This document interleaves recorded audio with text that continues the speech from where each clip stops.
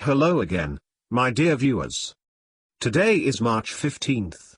Our evening issue is traditionally dedicated to summing up the results of the day, what happened on the fronts of the Ukrainian war, and before moving on to them, I want to talk a little about the counter-offensive of the armed forces of Ukraine. The points where it will be held have not yet been named. Well, of course, secret operations, but the counter-offensive was announced by the leadership of the armed forces of Ukraine. Zaluzhny said that in some areas the armed forces of Ukraine had prepared a counter-offensive. Usually, in such cases, for example, during the offensive that began tonight in Gorlovka, near Gorlovka, the Russian command and leadership of the Donetsk People's Republic do not announce this in advance. Well, because any military man will tell you that any dissemination of information about an offensive, it, first of all, harms this offensive itself. Well, since it so happened that Mr. Zaluzhny is so confident in the offensive, and he is ready to launch it, I decided to ask the guys in different parts of Ukraine what they know about this very counter-offensive. It turned out that the inhabitants of Ukraine know very, very much. For example, the residents of Melitopol, who have long been under the control of the military-civilian administration of the Zaporozhye region, that is, the new government. That is, local patriots here are sure that the offensive of the armed forces of Ukraine will begin precisely at their place. Moreover, allegedly significant forces are being pulled from Donetsk. They are already concentrated south of Zaporozhye, and a powerful large-scale offensive is about to begin, which will sweep away the Russian army to the very Azov Sea. And here the Governor Kim, the Nikolaev speaks about other. He hints about something else, says, residents of Kherson, wait for us, we will be there soon, you are Ukraine. As far as I understand, Governor Kim is thus hinting to the residents of Kherson that the offensive of the armed forces of Ukraine will be here. And the residents of the Chernihiv region, no joke. In fact, the locals told me that the main problem today, which they see in the next few weeks, they are very much, in fact, so worried that when the counter-offensive of the armed forces of Ukraine begins, and this should start very soon, and when the Russian army runs back to Russia, they are worried that the Russian army will blow up all their houses. This is what really worries them at the moment. And I also worry that if the Russian army does not blow up, then during the offensive of the armed forces of Ukraine, Ukrainian artillery can also cause destruction.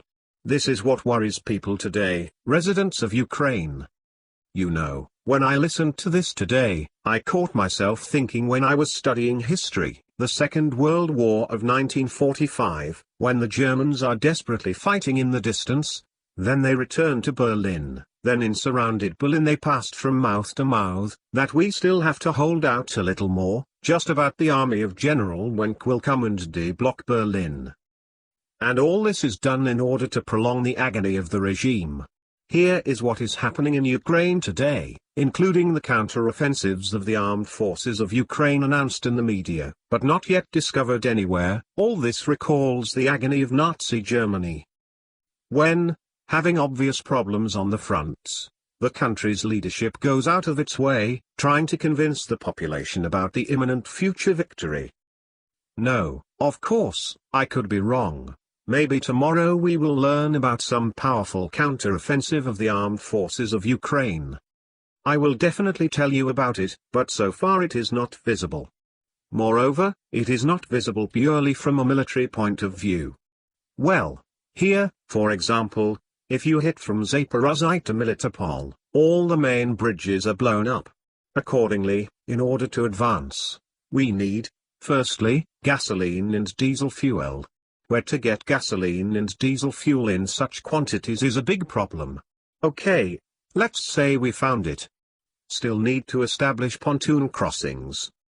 The armed forces of Ukraine do not have a pontoon park, but this is not the most important thing. You need to go more than 100 kilometers to at least one Melitopol with the complete dominance of Russian aviation in the air. You can imagine that the Ukrainian army could make such a march. Personally, I can't. I think any military man will tell you that this is akin to those fairy tales that the Germans told in Armed Berlin about the army of General Wenck, which was defeated a long time ago, but was expected in Berlin.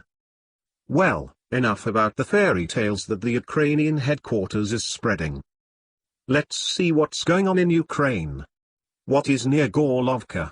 So far, there is no official data, but my viewers are talking about the fact that shelling and, accordingly, the bombing of Ukrainian positions is now taking place in the Alexandropol area, the former Rozovka.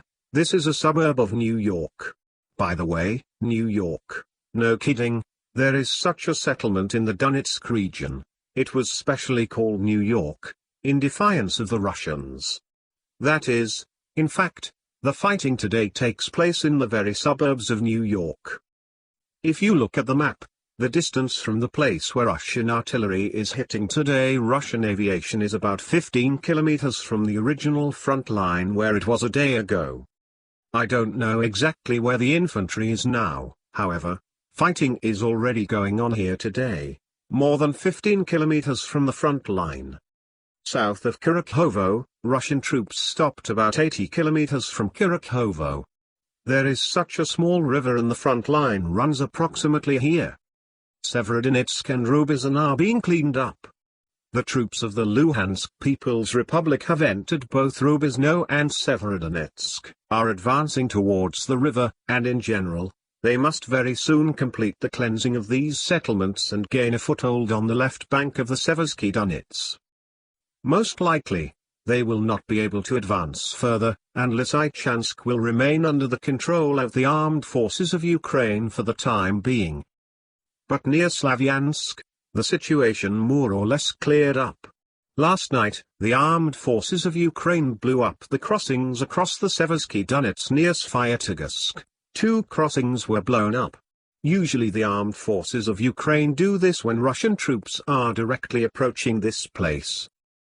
That is, we can say that the Svyatogorsk area is either already under the control of Russian troops, or is about to cross it.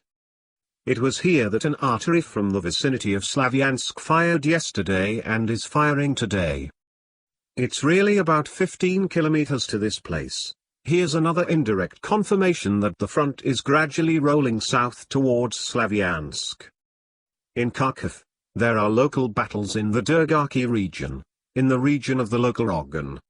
While there is an attempt to cut off Chugev from Kharkiv, so far unsuccessful. Russian troops are not undertaking an assault on Chugev. In Kiev, I drew a new map that shows where now, at the moment, Russian troops have advanced. I want to note that today and yesterday they were moving north towards Vyshgorod. It is possible that Russian troops want to take control of the Vyshgorod Dam, because, indeed, if someone opens the floodgates, a quarter of Kiev could be flooded. It is clear that no one will storm the city until the locks and, accordingly, the dam are under the control of Russian troops. This is roughly what is happening on the fronts now. The next review will be tomorrow. That's all for now, goodbye.